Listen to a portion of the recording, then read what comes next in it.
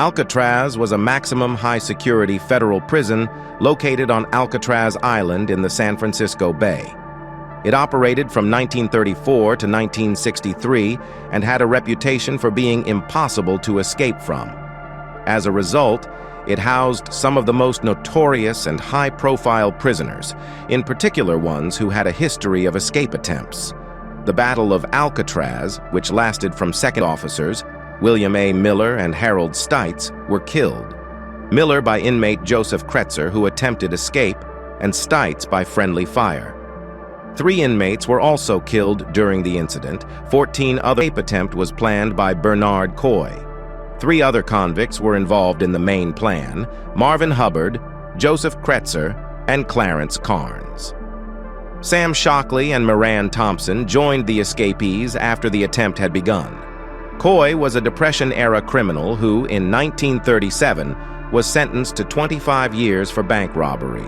He was moved to Alcatraz Federal Penitentiary in 1938 from Atlanta and was soon given the job of cell house orderly, which gave him a relative amount of freedom of movement around the main cell block. Joe Kretzer was a West Coast gangster and member of the Kretzer-Kyle gang. In 1940, he was sentenced to 25 years for murder.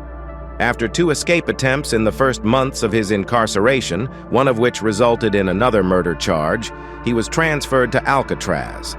In May 1941, Kretzer, Shockley, and 2 other convicts made an escape attempt from a prison workshop. Carnes was the youngest prisoner to reside at Alcatraz, having been convicted of murder in 1943 at the age of 16. He made a number of escape attempts, and by 1946, when he was transferred to Alcatraz, had accumulated both a life sentence and 99 years for kidnapping. Coy noticed flaws in the prison's security due to his role as a cell house orderly. The gun gallery at the west end of the cell house was protected by bars, but with no mesh or barriers. A Federal Bureau of Prisons officer in the gallery had set routines, and the convicts had attacked Miller while Birch was away. Coy, as a cell house orderly, had over the years spotted a flaw in the bars protecting the gun gallery, consisting of a nut and bolt with client metal sleeve that moved when the nut was turned by a small wrench. Coy spread the bars and squeezed through the widened gap. Coy starved himself in order to fit through the space between the widened bars, which was still relatively narrow, into the temporarily vacant gallery, where he overpowered and bound Birch on his return. Coy kept the Springfield rifle in the gallery and lowered an M1911 pistol, keys, a number of clubs, and gas grenades to his accomplices. Coy entered D Block, which was separated from the main cell house by a concrete wall and was used for Sam Shockley and Moran Thompson. Shockley and Thompson joined Coy, Carnes, Hubbard, and Kretzer in the main cell house. The other prisoners returned to their cells. The gang put guards Miller and Corwin in a cell in C Block.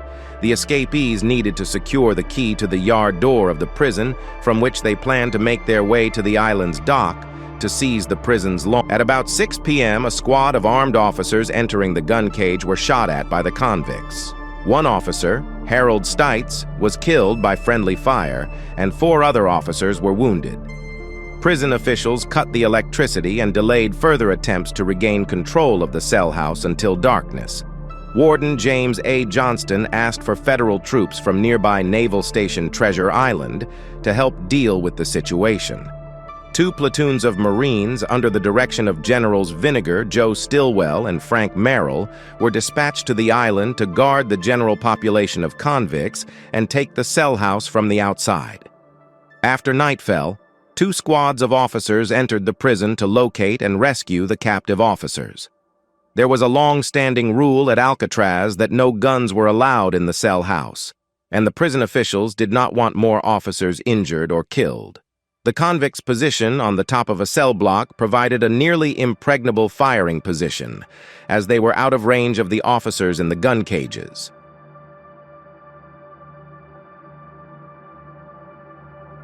At 8 p.m., unarmed officers went into the cell house. They were covered by armed officers in the 2 gun galleries overhead. They found the hostages. However, one officer was wounded by a gunshot fired from the roof of one of the cell blocks. They locked the open door to D block. When the last officer reached safety, the officers opened a massive barrage from machine guns and grenades on the prisoners within D block, where the prison authorities erroneously thought one of the armed convicts was holed up. They eventually figured out that the rebellious prisoners were confined to the main cell house and ceased their attack until further tactics were worked out. The Marines, led by Warrant Officer Charles Lafayette Buckner IX, a World War II veteran, drove the armed convicts into a corner with tactics they had perfected against entrenched Japanese resistance during the Pacific War. They drilled holes in the prison roof and dropped grenades into areas where they believed the convicts were located to force them into a utility corridor where they could be cornered. On 3rd May at about 12 p.m., the convicts phoned Johnston to strike a deal with him. Johnston accepted, but only if they surrendered. Kretzer replied that he'd never be taken alive. Later that day, a shot was fired at an officer as he checked out C Block's utility corridor. That night, the Marines fired a constant fusillade at the cell block until about 21. The following morning, squads of armed officers periodically rushed into the cell house, firing repeatedly into the narrow corridor. At 0940 on May 4th, they finally entered the corridor and found the bodies of Kretzer, Coy, and Hubbard. In the end, Miran Thompson and Sam Shockley were executed simultaneously in the gas chamber at San Quentin on 3rd December 1948 for participating in the Battle of Alcatraz. Carnes was spared from execution after he was shot twice in the stomach. Prison guard Joseph Burdett was wounded in the chest, in the arm and leg. Prison guard Fred S. Roberts was wounded twice in the right shoulder and back. And that's all for on the Battle of Alcatraz.